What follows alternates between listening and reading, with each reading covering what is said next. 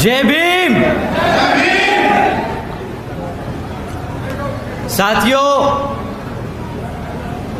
आज आप सब यहाँ रोहतक जिले की कैडर काम समीक्षा कमेटी समीक्षा की मीटिंग में शामिल हुए हैं, तो आप सभी का मैं स्वागत करता हूं।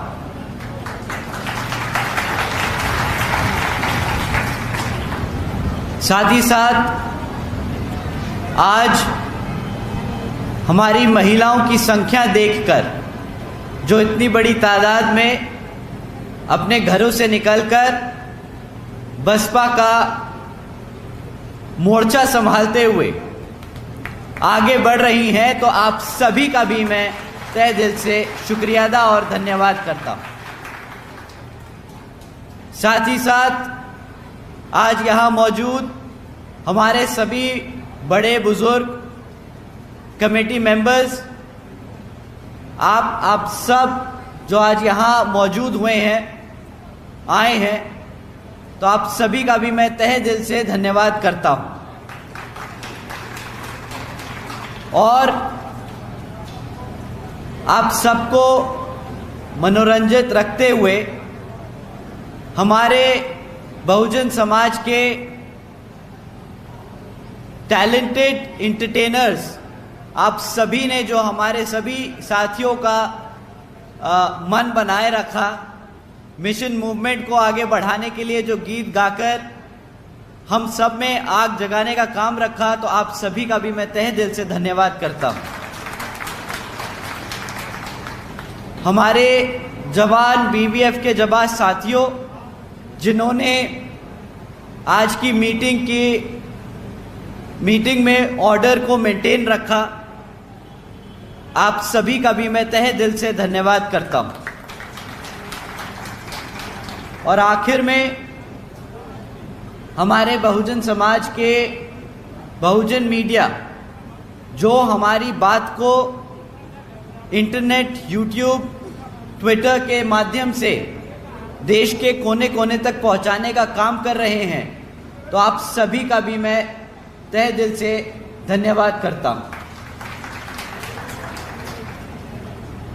सबसे पहले मैं अपने सभी संतों, गुरुओं, महापुरुषों को, जिसमें खासकर महात्मा ज्योतिबा फूले, छत्रपति शाहू जी महाराज, नारायण गुरु, पेरियार रामास्वामी जी, बाबा साहब डॉक्टर भीमराव अंबेडकर जी एवं मान्यवर साहब श्री काशीराम जी को नमन करता हूं।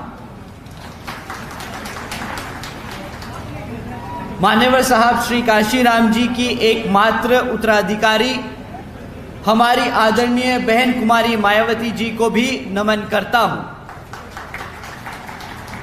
उत्तर प्रदेश की 4 बार मुख्यमंत्री, लोकसभा व राज्यसभा की कई बार सदस्य रही आदरणीय बहन कुमारी मायावती जी, जिन्होंने अपने सभी एससी, एसटी, ओबीसी एवं अल्पसंख्यक समाज के साथ साथ सर्व समाज में से गरीबों और कमजोरों के लिए अपना पूरा जीवन समर्पित किया, तो मुझे गर्व है कि मुझे ऐसे महान नेता के नेतृत्व में काम करने का मौका मिल रहा है।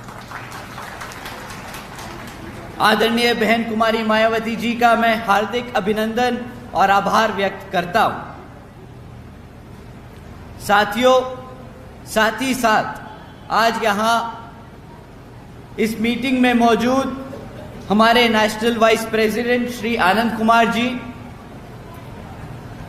हमारे सेंट्रल स्टेट के इंचार्ज हरियाणा, पंजाब और चंडीगढ़ से श्री रणधीर सिंह बेनीवाल जी, श्री कुलदीप बलियान जी, श्री राजवीर जी, श्री संजय बोध जी, श्री संजय चोपड़ा जी, श्री कृष्ण जी, श्री परवीन फतेहपुर जी, श्री विनय बोध जी, श्री आज़ाद चोपड़ा जी, आप सभी का भी मैं तहे दिल से धन्यवाद और स्वागत करता हूं।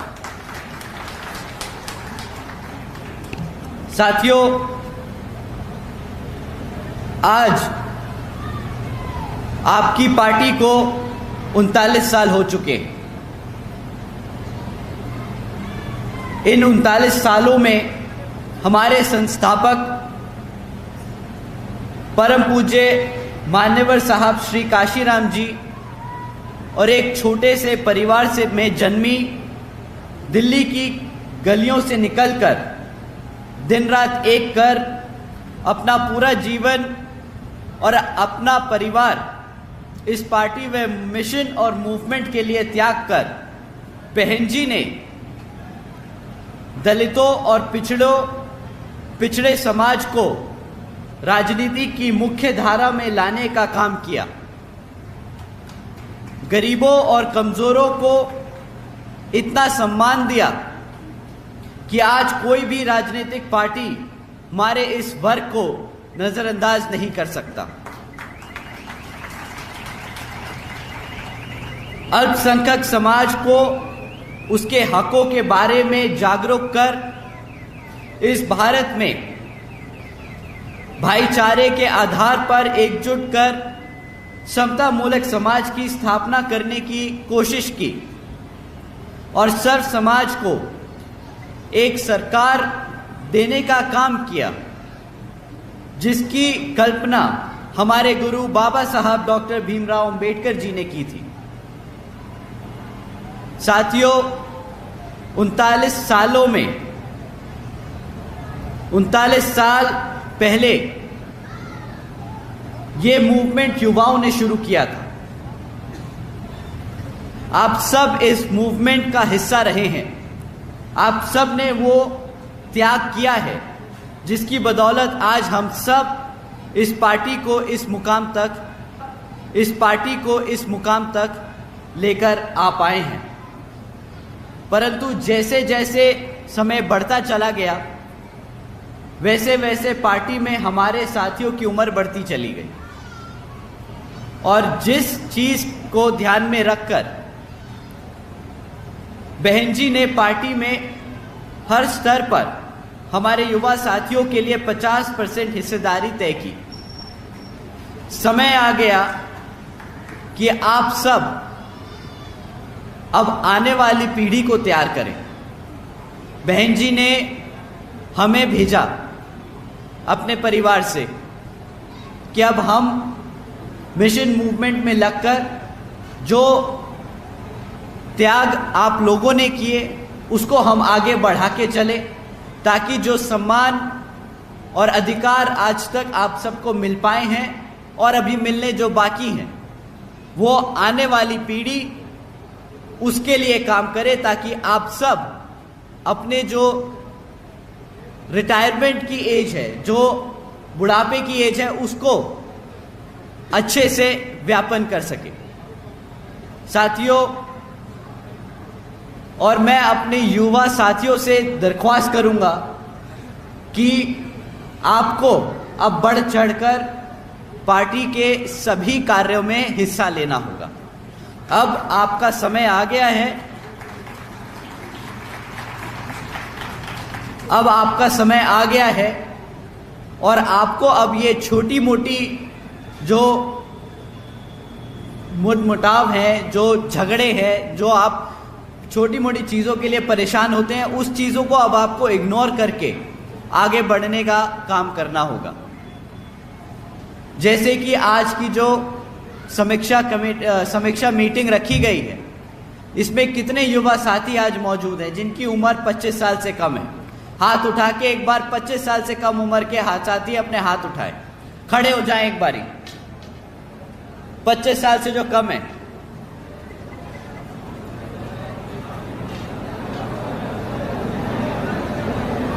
हमारे साथियों की संख्या 10% से कम है। बैठ लीजिए। और कितने साथी हैं जिनके बच्चों की उम्र 25 साल से कम है? हाथ उठाए। एक बार कैमरा घुमा के जरा देखिए, पूरा पंडाल, सबके हाथ खड़े हैं। अब जिन्होंने अपने हाथ खड़े करे, दूसरी बारी में आपसे दरख्वास्त है कि अगली कैडर मीटिंग में, अगली समीक्षा कमेटी की मीटिंग में आप सब अपने बच्चों को लेकर आएंगे।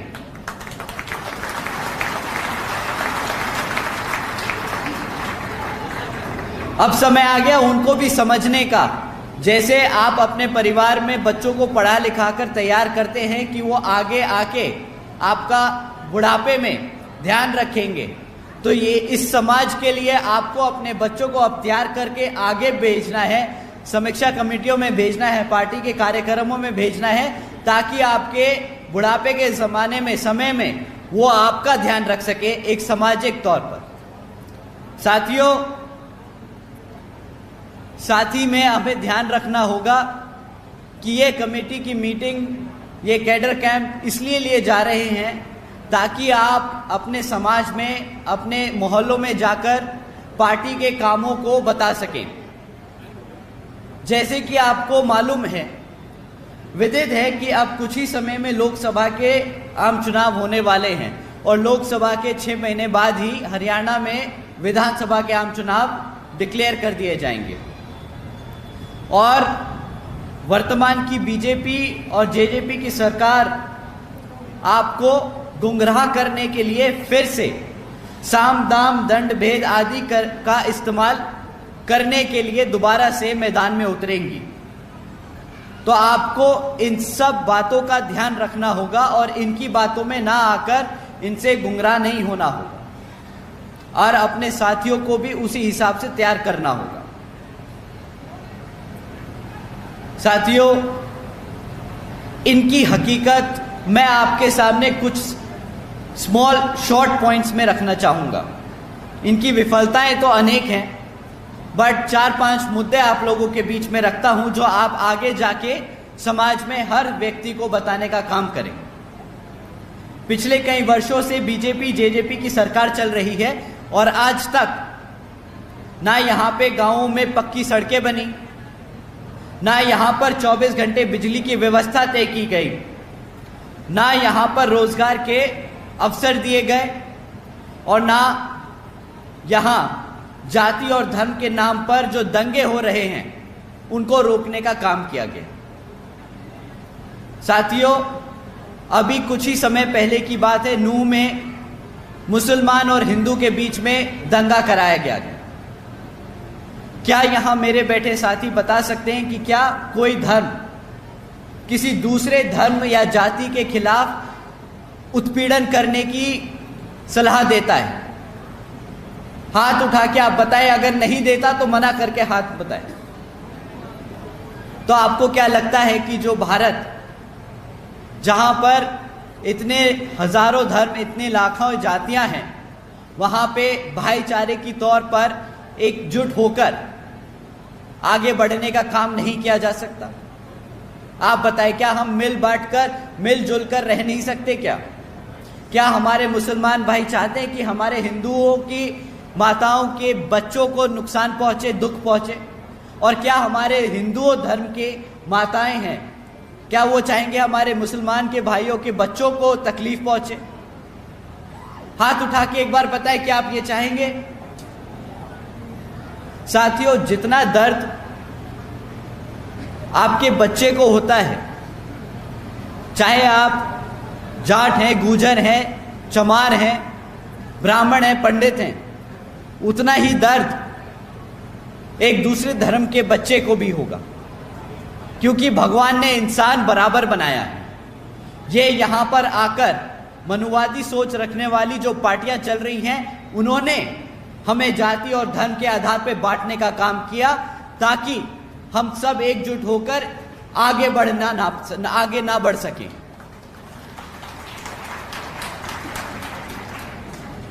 साथियों, आज भी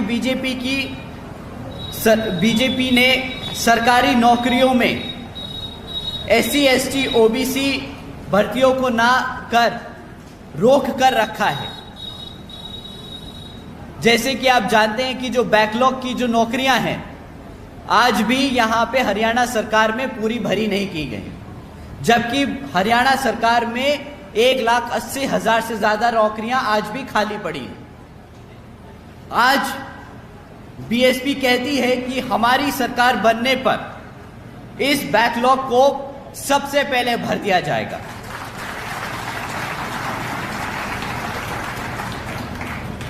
साथियों, आज भी बीजेपी जेजेपी ने एजुकेशन पॉलिसी लागू नहीं करी। कई बारी कमेटी बनाई, कई बारी उस पर चर्चा की, कई बार रिपोर्ट जमा कराई, बट आज तक पॉलिसी लागू नहीं करी। आज बीएसपी कहती है कि जिस तरह पिछड़े बुंदेलखंड क्षेत्र में बाबा साहब doctor Bhimrao Ambedkar medical college और झांसी में मान्यवर Shri Kashiram para medical training college की स्थापना की गई थी, उसी तरह यहाँ पर भी हमारे बच्चों को एजुकेशन में आगे बढ़ने के लिए मेडिकल कॉलेजेस और ट्रेनिंग इंस्टीट्यूट की स्थापना की जाएगी। आज भी जो आशा वर्कर लंबे समय से अपनी मांगों के लिए धरने पर बैठे हुए हैं, जिनको इस बीजेपी जेजेपी सरकार ने नजरअंदाज कर रखा है, तो आज बीएसपी कहती है कि हरियाणा में सरकार बनने पर हमारे आशा वर्कर्स को की समस्या का उचित समाधान किया जाएगा। साथियों, अगर बीजेपी जेजेपी का यह हाल है तो कांग्रेस कुछ कम नहीं। कांग्रेस आपको गुमराह करती है ये बोलकर कि बीएसपी बीजेपी की बी टीम है, बट साथियों हकीकत ये है कि वो इसलिए ये बोलती है क्योंकि उसके पास खुद इतने सालों में सरकार में रहने के बाद भी कुछ काम बताने को नहीं है कि उसने आपके लिए क्या काम किया।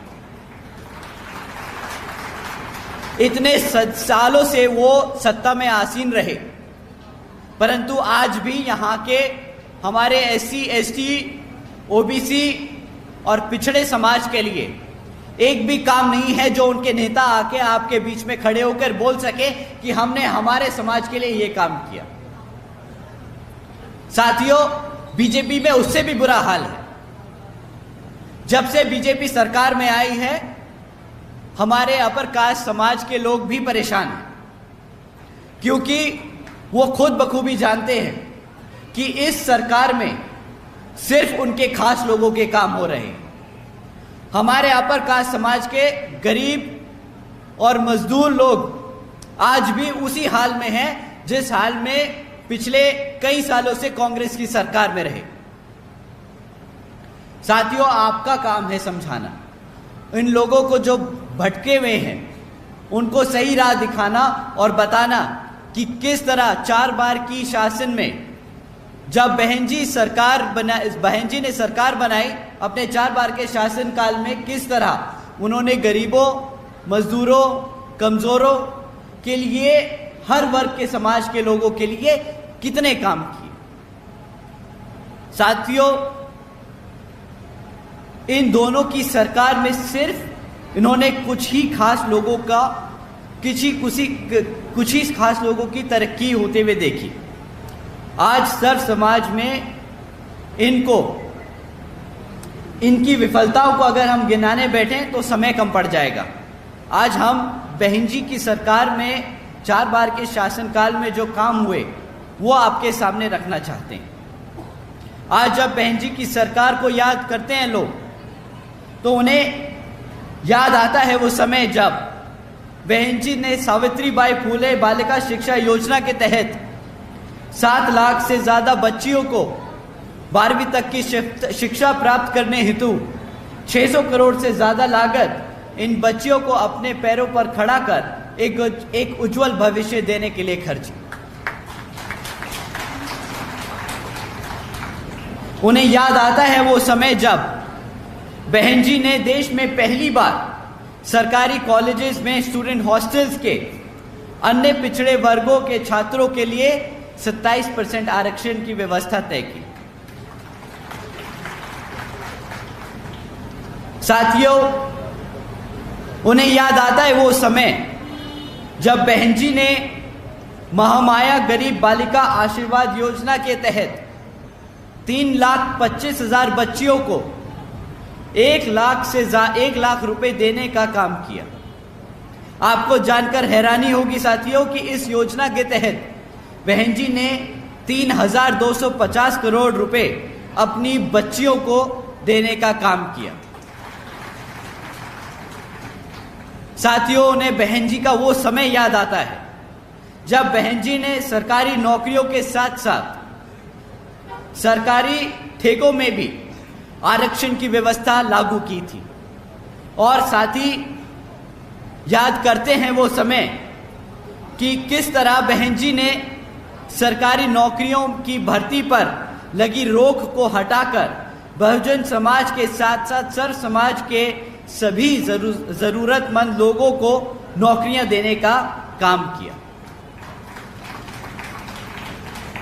साथियों, हमारे लोग याद करते हैं वो समय जब बहन जी ने प्रदेश के व्यावसायिक technical institutions, engineering colleges, polytechnic एवं इंडस्ट्रियल ट्रेनिंग इंस्टीट्यूट्स में अन्य पिछड़े वर्गों के लिए 27% फीसदी आरक्षण तय किया।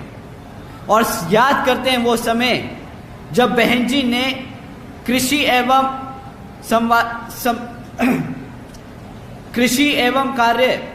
कृषि कार्य जिनमें मिनिमम वेजेस 55 रुपए हुआ करती थी, उसे बढ़ाकर 100 रुपए प्रतिदिन का काम करने का काम किया। और अन्य पिछड़े वर्गों के लोगों के लिए क्रीमी लेयर की जो आय थी, वार्षिक आय थी, जो 3 लाख रुपए हुआ करती थी, उसे बढ़ाकर 5 लाख रुपए कर दी गई ताकि उन सबको बीपीएल का फायदा मिल सके। साथ ही साथ बहन जी ने गन्ना खरीदी के दाम दुगने कर दिए गए थे। आदरणीय बहन जी ने अपने शासनकाल में 90,000 से ज्यादा अधिक शिक्षकों को सरकारी नौकरी दी, 1 लाख से अधिक सफाई कर्मचारियों को भर्ती किया और 2 लाख से अधिक जवानों को पुलिस फोर्स में भर्ती किया ताकि हमारे लोगों को अपना प्रदेश छोड़कर अपनों से दूर रहने की जरूरत ना पड़े अपना पेट पालने के लिए। साथियों, जब भी कोई सरकार आती है वो सबसे पहले अपने समाज, अपने खासों को नौकरी देती है, परंतु बहन जी ने ये अपने 4 बार के शासनकाल में इस नीति को दूर रखते हुए सर्व समाज में से जरूरतमंदों को सबसे पहले नौकरी देने का काम किया। तो साथियों, हमें बाबा साहब के दिखाए रास्तों पर चलकर, मान्यवर साहब के बताए तरीकों का इस्तेमाल कर और अपनी बहन जी के बेबाक अंदाज को अपने दिल और दिमाग से अपनाना होगा ताकि हम आने वाले लोकसभा और विधानसभा आम चुनाव में इस जातिवादी और मनुवादी सोच रखने वाली सरकार को मुंह तोड़ जवाब दे सके और अपने हाथी को चंडीगढ़ में भेजकर यहां हरियाणा में अपनी सरकार स्थापित कर सके। साथियों, अंत में यहां सभी मौजूद हमारी माताएं बहनें जो आज अपने घर का कामकाज छोड़कर यहाँ हमें अपना कीमती समय देकर हमारी बातों को सुनने आए, तो आप सभी का मैं तहे दिल से दोबारा से धन्यवाद करता हूँ। हमारे सभी बड़े बुजुर्ग साथी लोग जो आज यहाँ कैडर मीटिंग में शामिल हुए, आप सभी का भी मैं तहे दिल से धन्यवाद करता हूँ। साथ ही साथ हमारे युवा साथियों, आप यहाँ से निकलकर जाकर अपने दोस्तों में ये बात बताएं कि किस तरह बहन जी ने अपने 4 बार के शासनकाल में युवा साथियों को काम दिया, नौकरी दी और उनको आगे बढ़कर अपने पैरों पर खड़े होने का साहस और मौका दिया। उसी तरह उन्हें जोड़ें और आने वाली आगे की कैडर मीटिंग में उन सब को लेकर आए, ताकि आपके साथ साथ उनको भी हम पार्टी के कैडरों में, कमेटियों में उनका स्वागत करें, उन्हें जिम्मेदारी दें और आगे मूवमेंट को और मिशन को आगे बढ़ाने का काम करें। तो साथियों, आप सभी से इतने पेशेंटली आप लोग हम सबको सुनते रहे, उसके लिए मैं आप सभी का तहे दिल से धन्यवाद करता हूं। जय भीम, जय भारत, जय बहन जी।